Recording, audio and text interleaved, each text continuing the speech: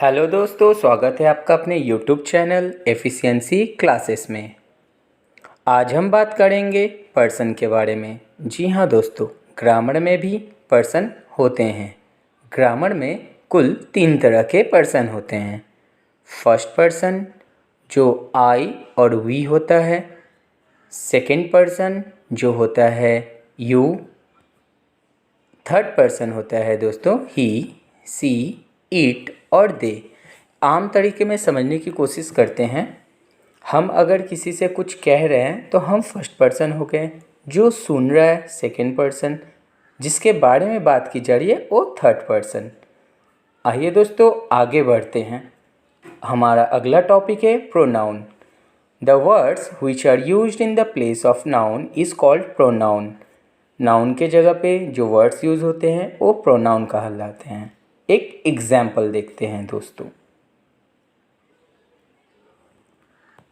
Ram is a good boy, Ram goes to school, Raman is Ram's brother.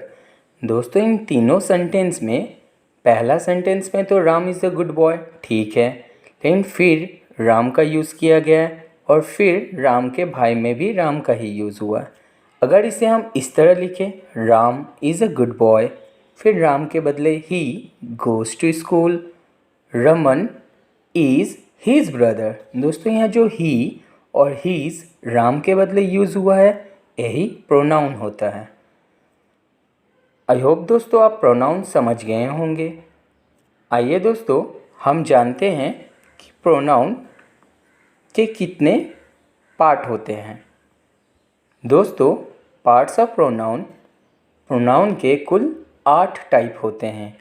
Personal pronoun, reflexive pronoun जिसे इम्फेजिंग pronoun भी कहा जाता है, demonstrative pronoun, indefinite pronoun, number 5 होता है distributive pronoun, number 6 interrogative pronoun, number 7 होता है दोस्तों रिलेटिव प्रोनाउन और नंबर 8 पोजेसिव प्रोनाउन। जी हाँ, आइए अब जानते हैं पर्सनल प्रोनाउन क्या होता है। Personal pronoun is refer to a specific person और persons.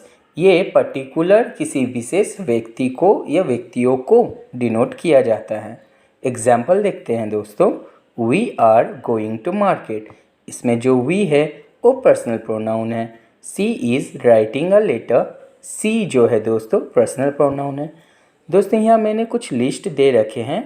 We, I, you, he, she, it, they, me, him, her, us and them, ये जितने हैं सारे पर्सनल प्रोनाउन के कैटेगरी में आते हैं। अगर आपको सेंटेंस में ये सब मिले तो ये पर्सनल प्रोनाउन होगा। हमारा दूसरा प्रोनाउन होता है रिफ्लेक्सिव प्रोनाउन। ये होता क्या है? A reflexive pronoun so will end in self और सेल्फ्स। इसके एंड में एग्जाम्पल देखते हैं दोस्तों। She did it by herself, end में देखिए दोस्तों हर सेल्फ है। They will wash themselves सुन, इसमें देम सेल्फ। जिन सेंटेंस में हर सेल्फ, देम सेल्फ ये वर्ड्स रहेंगे ये रिफ्लेक्सिव प्रोनाउन के कैटेगरी में आएंगे।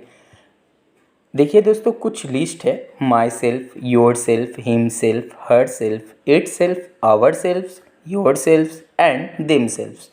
अगर ऐसे वर्ड है सेंटेंस में तो रिफ्लेक्सिव प्रोनाउन को डिनोट करते हैं।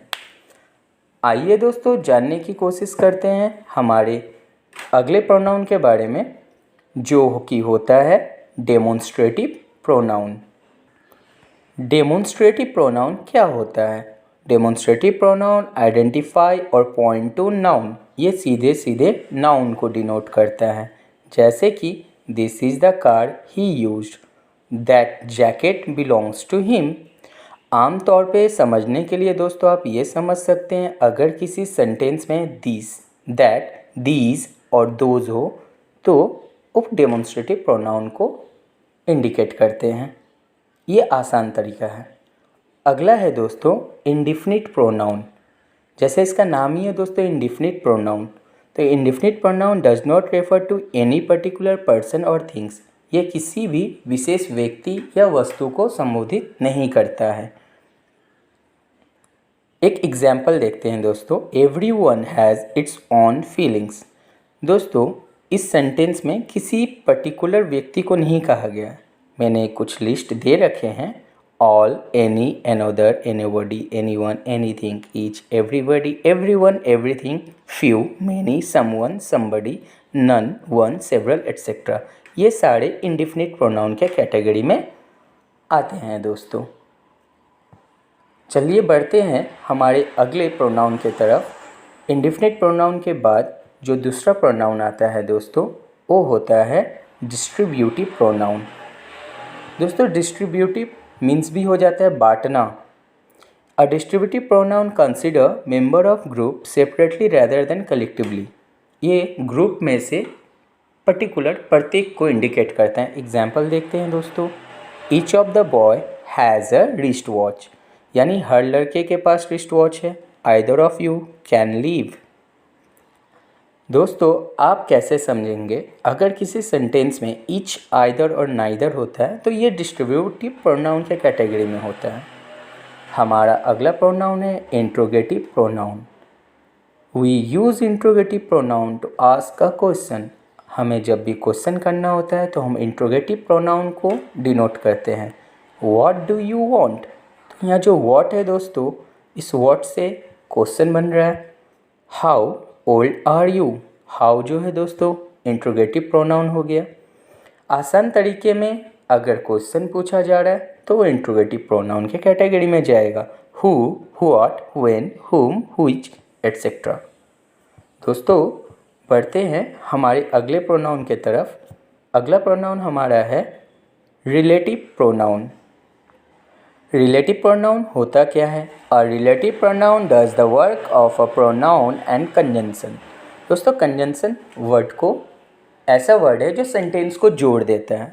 आई met Kavita who is a nurse. दोस्तों यहाँ हु क्वेश्चन के लिए यूज़ नहीं किया गया है, सेंटेंस को जोड़ने के लिए। I have lost the pen which was red. दोस्तों इसमें तो सेंटेंस WH वाले ही आते हैं words, who, whom, whose, which, that, लेकिन इनका काम सेंटेंस को जोड़ देना होता है, ना कि क्वेश्चन पूछना, इसलिए ये रिलेटिव प्रोनाउन होते हैं। बढ़ते हैं हमारे अगले प्रोनाउन के तरफ जो है पोजेसिव प्रोनाउन। दोस्तों पोजेसिव प्रोनाउन होता क्या है? Pronoun which are shows possession are called possessive pronoun. दोस्तों पोजेशन मीन्स हो जाता है अधिकार। एग्जाम्पल देखते हैं। एग्जाम्पल में क्या आता है? The dog is mine. ये अधिकार प्रकट कर रहा है। The doll is yours. दोस्तों सेंटेंस में अगर mine, his, hers, yours, ours etcetera हो तो ये पोजेसिव प्रोनाउन में जाएगा। आई होप दोस्तों आपको पोजेसिव प्रोनाउन समझ में आ गया होगा। दोस्तों अगर आपको ये वीडियो अच्छी लगी हो, प्रोनाउन अगर आपको समझ में आ गया हो, तो आप वीडियो को लाइक करें, शेयर करें अपने दोस्तों के साथ, और अगर इसे कुछ बेहतर बनाने का आप फीडबैक दें तो कमेंट में ज़रूर बताएं।